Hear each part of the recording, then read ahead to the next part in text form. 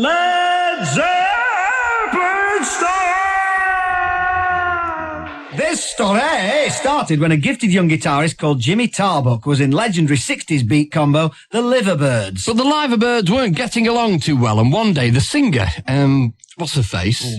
Emlyn Hughes. That's the bunny. One day, Emlyn Hughes said, I quit. I quit, he said. Said Emlyn. She said. That left poor old Jimmy Tarbuck without a job. So he got in touch with JohnPaulGeorge, a session bass player of no fixed hairstyle, and together they formed a band. But they were both a bit... Well, you know, a bit poncy and a bit southern and fey, you know what I mean? And so they realised that they needed some working-class nutters in the band, just to make them a bit more rock and roll. Yeah, and from the Midlands, preferably, when, mystically, two voices appeared from nowhere. Well, from the Midlands, actually. Oi, how's about me ducks? He said. He did.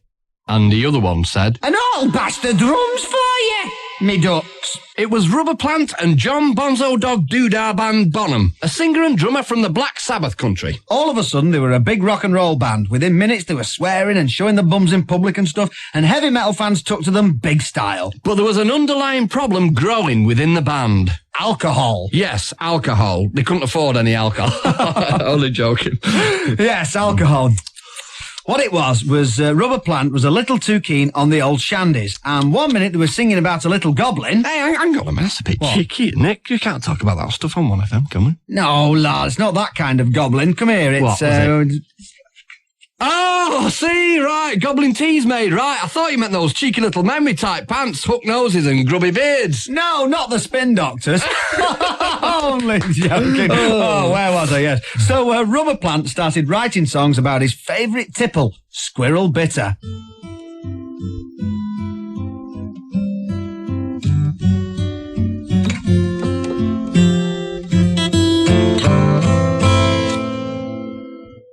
It's not bum gravy now, but me bitter is cold, and it cost me £2.07. When it runs down me gob, there's a tingle in me spine, and I start to play the piano like Andre Previn.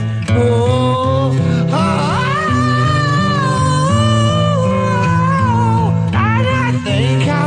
The points down in Devon. If there's a person, Oh, sorry, Tarby, Harkin. I want you to do it too, not like that, slowly wasting me time. Why am I talking like that? I'm not from the Midlands, am I? Now, this wasn't too bad. I mean, well, it wasn't great, like, but it wasn't that bad. But things started getting a bit iffy when Jimmy Tarbuck admitted that he idolised one of England's most infamous sons, Alistair Sim. No, you mean Crowley? No, Gary Crowley. No, he was bad, but he wasn't that bad. No, Alistair Crowley. Oh, that's the bunny. Anyway, Jimmy's interest in weird things and weird people inevitably led him to Wales and a small donkey sanctuary just outside Mold called Bron-Io. It was here that they recorded many an average tune, resplendent with Percy Plant's screeching warblings and John Bonzo Dog Doo-Dah band's big drum sound. Not many people know this, but this legendary big drum sound came about when one day, whilst recording in the front room of the donkey sanctuary, a belligerent bonzo was banished, drum kit and all, to the latrine, where he was to spend the rest of the recording sessions. It was this turn of events which inspired the rock classic, When the Lavvie Breaks.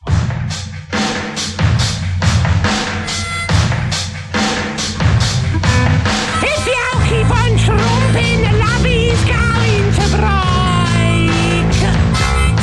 If you keep on tramping, the Lavvie's going to break. And the chain will lash your bum and your buttocks will become numb. Oh yeah, oh yeah, oh yeah. Woo, yeah. Despite cobbling together some heavy rock masterpieces like that one, tensions were growing within the band. Yes, all was going well until it wasn't. Rubber Plant's hanging basket fixation was causing tensions within the band. Sensing tensions within the band, he quit the band, and with growing tension, he returned to the highly lucrative Midlands hanging basket market and changed his name to Alan Titchmarsh. Today, he presents Peppermill at 1. Jimmy Tarbuck sensed the tension within the band and, cutting off his legs at the knee, ventured into comedy as Jimmy Clitheroe, the short, fat comedy schoolboy, before joining first the Crankies and then AC/DC. They